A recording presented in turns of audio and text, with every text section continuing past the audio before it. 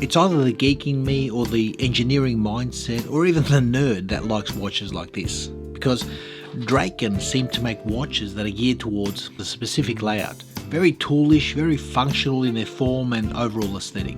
Now this new version of the Peregrine is no different. You see, the original model was made around 6 years ago, and this update model has really grown up and matured, and it almost has all the bells and whistles to go along with that.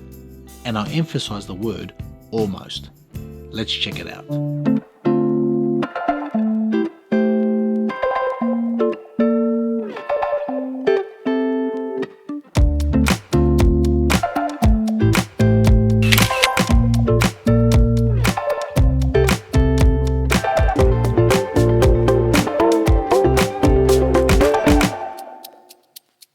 Now, having this watch in the hand, the first thing you probably notice is the left-hand crown. And I've never had left-hand crown watches myself. I don't get along with them well. What I see is a very modern version of a Flieger-style watch, a pilot's watch. It's very clean, very legible. The dial and crystal on this watch have been absolutely superb, and everything on this watch is brushed. Very tool aesthetic. Nothing stands out at you except for that dial. So the wrist experience has been great, but as I mentioned, it's almost got all the bells and whistles, and I'll share that with you guys. Now, you saw the pop-up. Draken has sponsored this video. They'll be sending me a production version of this watch in my dial choice, and I'll share all the different dials for you guys, and I'll leave a link in the description section if this watch interests you. Now, firstly, getting onto the specs of the watch, I measure a case diameter of 42 and a lug-to-lug of 48.5. That height comes in at 12.8 with a lug width of 22. Now, the crown is a 6.9mm signed screw-down crown. It's also lumed, and the watch offers 100 meters of water resistance. And the total weight on the supplied bracelet sized to my 18cm wrist comes in at exactly 163 grams. And looking at the overhead, for a 42mm watch, it's actually wearing really well. I actually didn't know it was a 42 until I measured it this week. So it's worn well, the height's been more than acceptable, and even the comfort on the bracelet has been a good experience, albeit it's a little bit on the heavier side. I think the bracelet on this watch has been really comfortable and designed well. It's got a nice taper from 22 down to 18. It's all brushed, as I mentioned. You got quick release female end links, very nice articulation, screw pins, a milled swivel, sturdy blanked clasp, and 5 micro adjustments. So the comfort's been good, but it would have been nice to see a toolless micro adjustment here. Now, the workhorse is a Miyota 9130 automatic. As you notice at the 6 o'clock, you've got a power reserve indicator as well as a date complication, which is color matched. For me, the experience on the date complication has been very SIN-like, very similar to SIN watches. It's there, you don't know it's there until you really have to look for it, so I like that.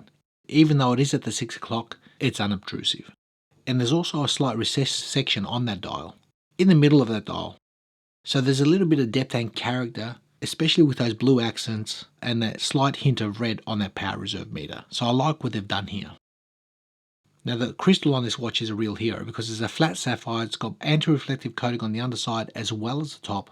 The clarity has been absolutely ideal. I don't think I've ever had a problem with Draken watches when it comes to clarity and sapphires. This one follows the same suit. Now, another hero of this watch has also been that lume. You've got a combination of C3 and BGW9, and it's very, very good. The hands are extremely bright and long lasting. The only real gripe, those Arabics being in BGW9, they don't last as long, as is to be expected when you compare them to the size of those hands. But overall, a very good, very clean experience.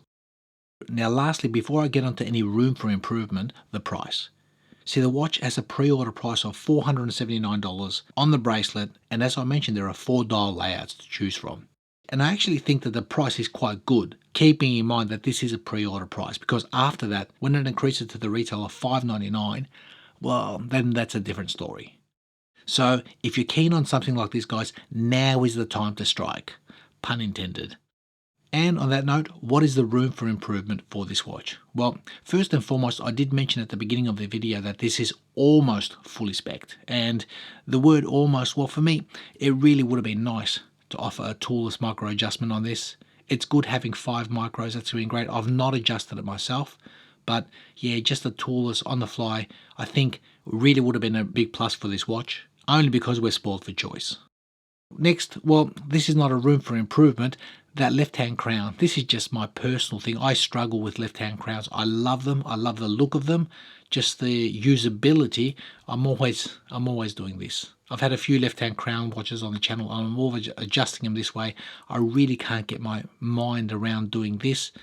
I suppose if this was maybe 1 or 2 watch collection for me, and I had maybe 2 watches in my collection, and this was one of them, I'd get used to it. Over time, yes, but as it stands, yeah, it's always been a thing for me. But again, this is not a room for improvement. This is just my personal experience.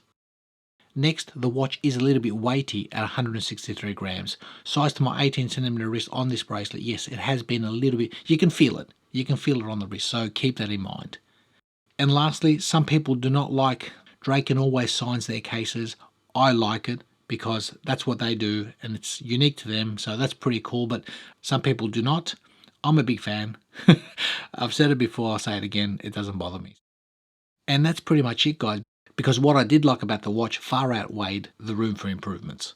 Honestly, it did not wear like a 42mm watch, albeit it is a tad heavy at 163, but there's so much bezel and rehaut real estate, and ideally that dial is really only around 33mm in diameter. So I've actually worn smaller watches like 38mm watches that have worn or felt bigger, or visually speaking they looked bigger on my wrist than this does. For a watch to achieve this result without compromising exceptional legibility on the dial, that's a very good achievement. So it doesn't feel or look like a 42mm on the watch, although it is heavy, visually it looks smaller, if that makes sense. And speaking of that dial legibility, yes, that super anti-reflective coating has been fantastic. That sapphire has done a great job showing me what's underneath. The contrast between that black dial and those Arabics and that handset, it's just been a really solid, enjoyable tool. And I think the overall word here is a solid tool, and you can feel that on the wrist.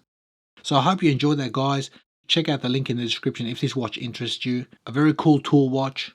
Some might not bond with the left-hand side crown. For me, I think time could persuade me, albeit I do love the look of it. The functionality, I just need to get my brain around it to be able to function in that form. Thanks again for watching. Leave me your comments on what you think of this watch and its design layout. Enjoy the watch that's on your wrist at the moment. Enjoy the hobby, and we'll see you in the next one.